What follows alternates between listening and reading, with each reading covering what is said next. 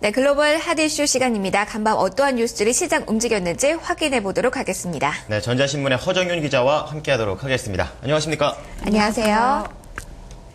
네, 내용들 하나씩 확인해 보기 전에 헤드라인으로 정리하겠습니다. 세계은행이 올 한 해 글로벌 경제 성장률 전망치를 기존 3%에서 2.4%로 하향 조정했습니다. 미 연방준비제도는 미국의 지난해 12월 산업 생산이 0.3% 상승했다고 밝혔습니다.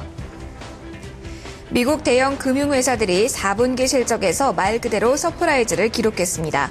골드만삭스는 4분기 실적에서 전년 동기보다 무려 3배에 가까운 개선세를 기록했습니다.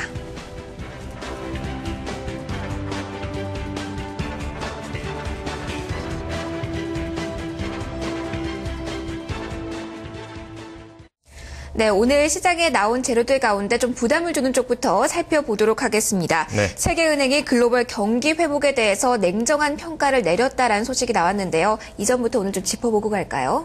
네, 세계은행이 반기 보고서를 발표했습니다. 지난해 6월 3%를 제시했던 세계 경제 성장률 전망치를 2.4%로 하향 조정했는데요. 이 세계은행은 그 선진국의 재정 긴축 조치, 높은 실업률, 낮은 기업 투자 심리 등을 성장률 전망치 하향 조정의 배경으로 꼽았습니다. 또 유럽 부채와 중국 투자의 갑작스러운 감소, 그다음에 원유 공급 차질 등도 변수라고 밝혔습니다. 그럼 이제 국가별로는 어떻습니까? 네, 올해 미국 성장률 전망치를 6월보다 0.5%포인트 하향 조정해 1.9%로 낮췄습니다. 미국이 재정 절벽을 피하기 위한 합의에 실패할 경우 미국 GDP는 2.3%포인트, 세계 GDP는 1.4%포인트 감소할 것이라고 분석을 내놨습니다.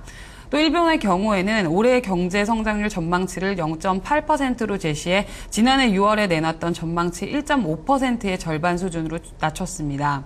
유로존 경제에 대해서도 올해 침체를 탈출할 것이라던 지난 6월 예상을 또 뒤집었는데요. 이 경기 위축이 2년째 이어질 것으로 예상하면서 세계은행은 유로존 GDP가 올해 0.1% 줄 것으로 내다봤습니다. 지난 6월에는 0.7% 성장을 예상했었습니다. 이 전체적인 신흥국 경제 성장률 전망치도 5.9%에서 5.5%로 낮춰졌고요. 이 국가별로는 중국 성장률 전망치를 8.6%에서 8.4%로, 또 인도 성장률 전망치를 6.9%에서 6.1%로 내렸습니다. 이 브라질과 멕시코 성장률 전망치도 각각 4.2%에서 3.4%로, 또 4%에서 3.3%로 하향 조정했습니다.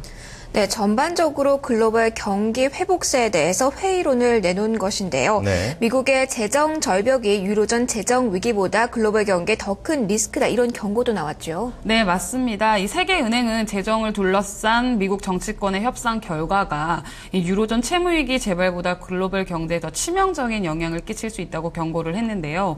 이 미국이 예정대로 오는 3월 1일 재정 지출을 감축하기 시작하고 이 미국 의회가 채무 한도를 단기적으로 올리는 데 그치면 경기 침체에 빠질 것이라고 경고했습니다.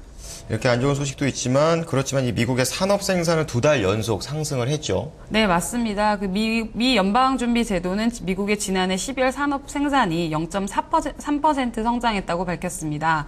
이는 블룸버그 통신 집계 전망치에 부합하는 결과인데요. 이 앞서 11월 수치는 1.1%에서 1.0%로 수정이 됐습니다.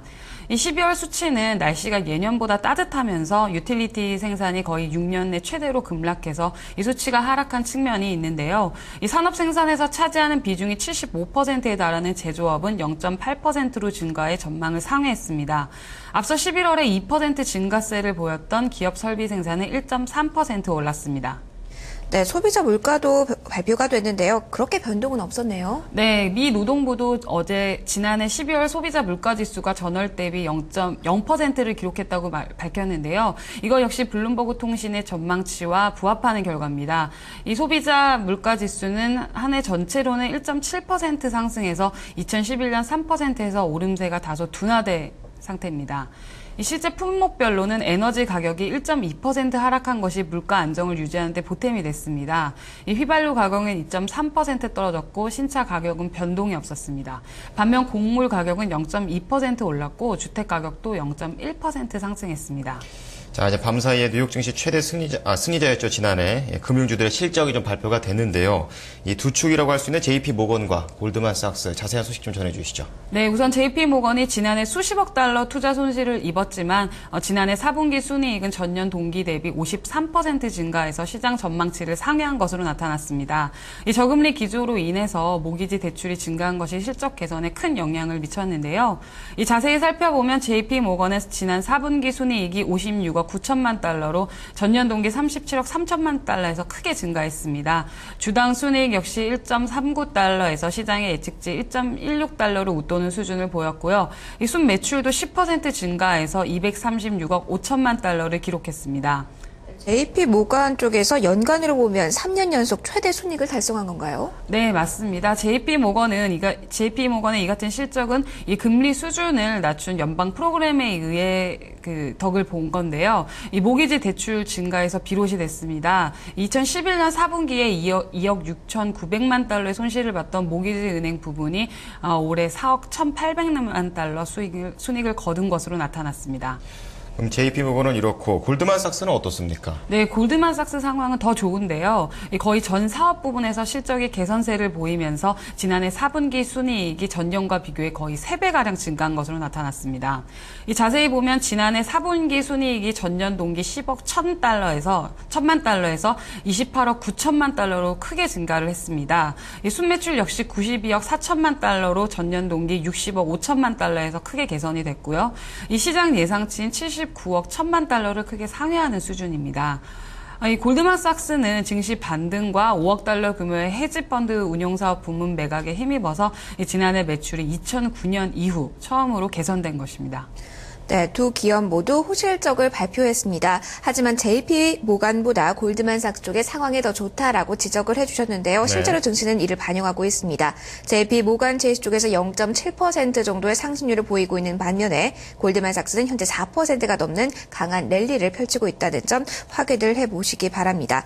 유럽 쪽을 보면요, 강보합세로 거래가 마감됐습니다. 미국 쪽에서 여러 가지 긍정적인 소식도 들렸고요. 유로존에 대한 조심스러운 낙관론까지 제시가 됐네요. 네, 맞습니다. 그 국제신용평가사 피치가 바로 어제 유럽 부채 위기에 대한 조심스러운 낙관론을 펼쳐서 눈길을 끌고 있는데요. 이 더글러스 랜워크 유럽 국가부채 담당 팀장이 유로존이 지난 3년간 재정 위기를 극복할 능력을 보여주고 있다는 평가를 내놨습니다.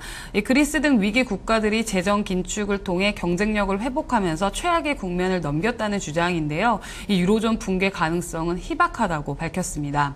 이 데이비드 릴리 피치 국가신용등급 팀장도 2013년 유로존 위기가 끝날지 여부는 각국 정부의 개혁과 재정적자 감축을 어느 정도 이행하느냐에 따라 달렸다고 말을 했습니다.